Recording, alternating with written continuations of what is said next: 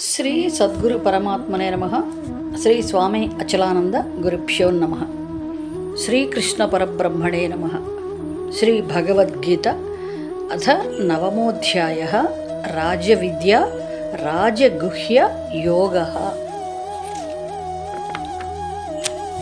శ్రీ భగవానువాచ ఇదం తు తే గుహ్యతమం ప్రవక్ష్యామి అనసూయవే. జ్ఞానం విజ్ఞానసహితం యత్ జ్ఞాత్వా మోక్ష్యసే అశుభాత్. ఇదం తు తే గుహ్యతమం ప్రవక్ష్యామ్యనసూయవే. జ్ఞానం విజ్ఞానసహితం యజ్ఞాత్వా మోక్ష్యసే శుభాత్. ఇదం తు తే గుహ్యతమం ప్రవక్ష్యామ్యనసూయవే. జ్ఞానం విజ్ఞానసహితం యజ్ఞాత్వా మోక్ష్యసే శుభాత్. రెండవ శ్లోకం. రాజవిద్య రాజగుహ్యం పవిత్రం ఇదం ఉత్తమం. ప్రత్యక్షావగమం ధర్మ్యం సుసుఖం కర్తుం అవ్యయం. రాజవిద్యా రాజగుహ్యం పవిత్రమిదముత్తమం. ప్రత్యక్షావగమం ధర్మ్యం సుసుఖం కర్తుమవ్యయం. రాజవిద్యా రాజగుహ్యం పవిత్రమిదముత్తమం. ప్రత్యక్షావగమం ధర్మ్యం సుసుఖం కర్తుమవ్యయం. మూడవ శ్లోకం.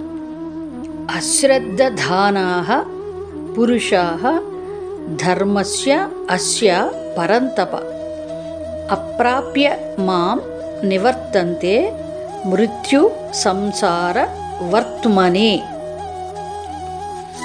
అశ్రద్ధధానాః పురుషాః ధర్మస్యాస్య పరంతప అప్రాప్య మాం నివర్తంతే మృత్యు సంసార వర్త్మని.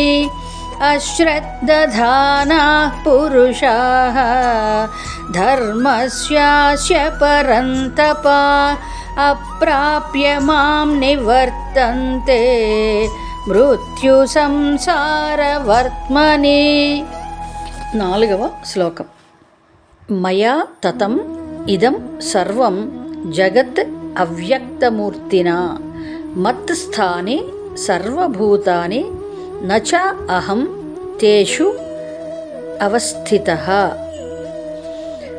మయా తతమిదం సర్వం జగదవ్యక్తమూర్తినా మత్స్థాని సర్వభూతాని నచాహం తేష్వస్థితః. మయా తతమిదం సర్వం జగదవ్యక్తమూర్తినా మత్స్థాని సర్వభూతాని నచాహం తేష్వస్థితః. ఐదవ శ్లోకం. నచ మత్స్థాని భూతాని పశ్యమే యోగం ఐశ్వరం. భూతభృన్నచ భృత్ నచ్చ భూతస్థః మమ ఆత్మా భూతభావనః. నచ మత్స్థాని భూతాని పశ్యమే యోగమైశ్వరం. భూతభృన్నచ భూతస్థః మమాత్మా భూతభావనః.